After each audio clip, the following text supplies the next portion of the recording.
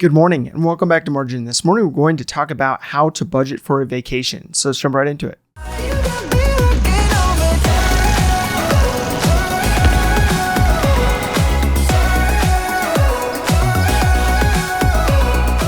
So having a budget or a plan to spend is essential for your personal finances. Now, I've said this many times over at this point, but it's essential because the plan you formulate should tell your money where to go. This enables you to plan for what is most important to you. Now, your budget is only as good as your ability to actually apply that budget that you create put it into use for your life. The same goes with planning for the expenses of a vacation. Now, vacations are like home renovations. Very rarely do they ever stay on budget, but it's still important to budget and therefore have constraints that you stay within when you go on vacation.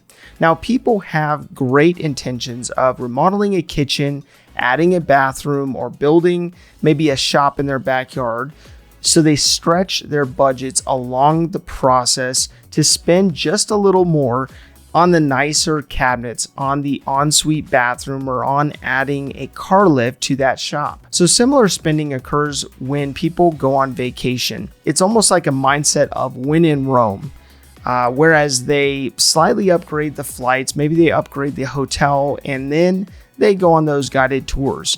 You name it. It's kind of an opportunity for them to spread their wings and try out a bunch of different things. But the problem is, if they don't budget for it, they don't actually have the money to go ahead and to splurge a bit. So having a plan for where your money will go, especially when spending on a higher ticket item like a vehicle, maybe a home renovation or a vacation, can make a significant difference in your finances. So oftentimes it's the little things that can eat away at your financial margin. It can be that daily latte. It can be eating out. It could be the Amazon purchases, the one-click Amazon purchases that get us all. Or it could be those subscriptions. Now, everyone deals with these. It's just a matter of figuring out, okay, what are those things that are exceptionally easy for you to spend on. On your vacation, budget for 4 specific areas to start. The first one comes down to meals. The second one comes down to transportation or travel. The third one comes down to where you will stay from a shelter standpoint. And the fourth one comes down to attractions, those things that you will venture out to enjoy while you're on that vacation. Now, meals should include any and all groceries, restaurants, coffee shops, and the like. Those are all the opportunities that you have to go out and try the cuisine of that specific area. Now, what you'll want to do is factor in where you are going, that you may have access to certain cuisine that you would not typically have at home. So if you are going to be at the ocean, for example, consider the cost of fresh seafood. If you're visiting a foreign country, you may consider what types of food you can try out there that you cannot actually easily get back home. Now, if you are traveling to another part of the country or internationally, you will most likely book a flight.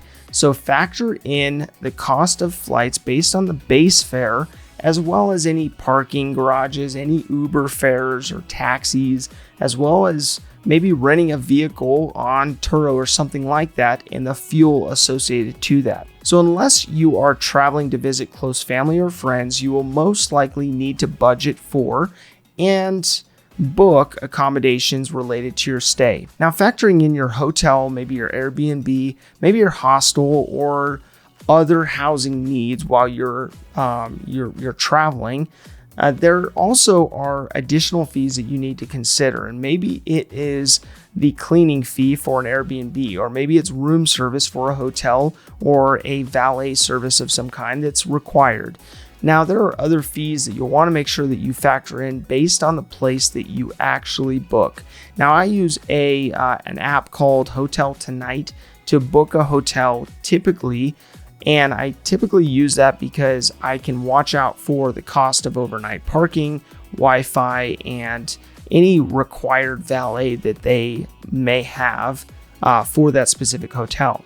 Now, there are many different fees that can add up, so you want to factor those into your budget when you're planning for that vacation. Now, what you go see and where you go to adventure should be another consideration. It's so easy to get caught off guard by the tourist traps, the tours, the historical guided tours, or the theme parks in the surrounding area. Now, there's nothing inherently wrong with these, but they can steal not only your time, but also the money that you have saved up for that specific trip. Now, if you've planned for those, there's no problem whatsoever, but sometimes in the moment, you can be excited about an opportunity, and it doesn't mean that you should pass up that opportunity, but you just want to make sure that you've actually prepared yourself in order to have the funds to to be able to take those tours, to be able to really immerse yourself in the culture. So for example, let's say that you are going up to spend a few days in, let's say, Vail, Colorado. You're going up for a ski trip with some friends. You'll need to factor in your flight to Denver International, a rental of a four-wheel drive vehicle, assuming that you're obviously going in the winter and will need that vehicle to be capable. And then you're factoring in the stay at one of the few local hotels or the hotel chains in that town, in that area. And you also want to factor in the restaurants and the accommodations in that area. Now, what initially seems like an inexpensive trip can easily add up with, lift tickets, with ski rentals and other attractions that you may want to explore. So that's why it's important for you to budget for a trip like this. It may be something that's a minimal impact on your monthly budget to simply set aside funds for a trip like this. Now, I believe that most Americans, though, will not delay gratification in order to save up each month instead of deciding to put that trip on a credit card and pay it at a later date. Now, I'm encouraging you to not do that, to go through the process of actually saving up so you have that anticipation, you have that excitement, and you have that opportunity to go on that vacation that you are looking forward to and are excited for. So using credit to cover your pleasure is a terrible financial plan, though. So figuring out how to plan a trip based on the amount that you can save up per month for a period of time to ensure that you can avoid getting into debt due to that trip will be especially important in building margin into your finances. Now, my call to action today is to build up the cost of your next trip and see how much you would need to save between now and then in order for you to take the trip, in order for you to prevent stacking up debt to go on that trip, and so that you have something to look forward to. If this information is helpful to you, please do like, subscribe, and hit the notification bell so you're reminded to come back on a daily basis and improve in managing your personal finances. Thank you for your time. Enjoy your day. We'll see you back here tomorrow.